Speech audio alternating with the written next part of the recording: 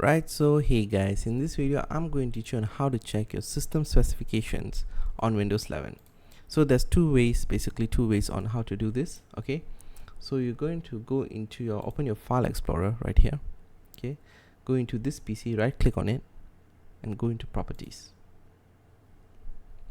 Okay, this will show what CPU you have, how much RAM it has, and basically it will show your CPU and RAM. Okay, so to have a more detailed version of your system specifications, you're going to go into your search bar and search for system information right here.